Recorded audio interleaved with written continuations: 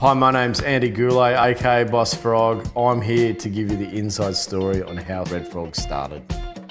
See, it all started because looking after a bunch of sketchy punk skaters up in Bris Vegas, they were getting up to no good, but when they got to year 12, they all went to schoolies, and I went down to look after them. When I got down to the Gold Coast, I just couldn't believe how big it had gotten. Schoolies everywhere. Had a tin of VB come off a building, like smashed just a metre from me. Saw a chair come off a building into a pool. Guys doing nudie runs past you as thousands of schoolies were going past them chanting, "Let's go down the road, let's go down the road."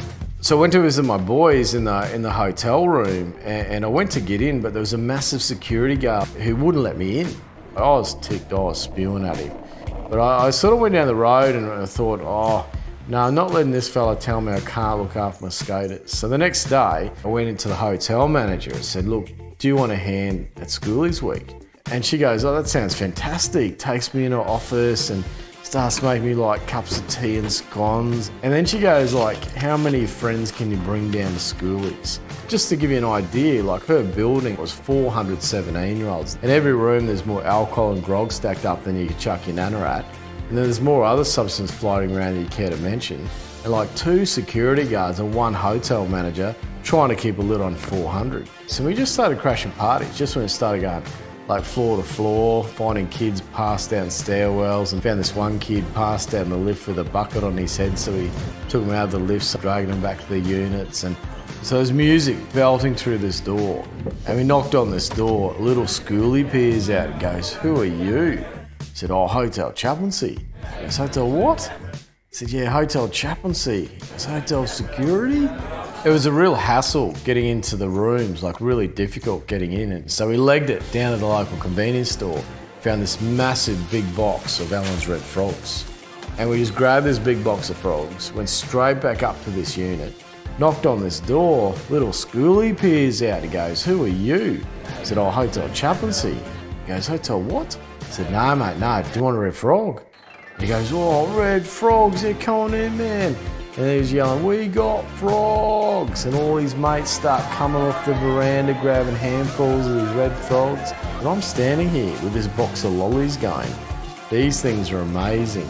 Then went to the next room, knocked on the room, it was like the naked room. All they were wearing were pots and pans and stuff.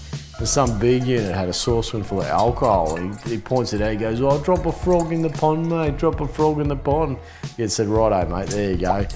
So I got on the phone to our workers and said, buy the Gold Coast out of Red Frogs right now. Went to every convenience store, every cash and carry Woolies, and we got 80 kilos of red frogs. And they just got us into every party, just straight away. Even past the big security guards that weren't letting us in. We'd rock up, they go, "Where you going?" "Can't come in here." "Mate, want a red frog?" "Oh yeah bro, coming in bro." And then the next year the council rang me again and said, "Andy, can you bring your teams back?" And we brought back 45 workers the next year and went through 220 kilos of frogs. But then next year it was 90 workers and 440 kilos of frogs. Then 130 workers the next year with 880 kilos of frogs. Then the next year 1.2 tonne of Allen's Red Frogs.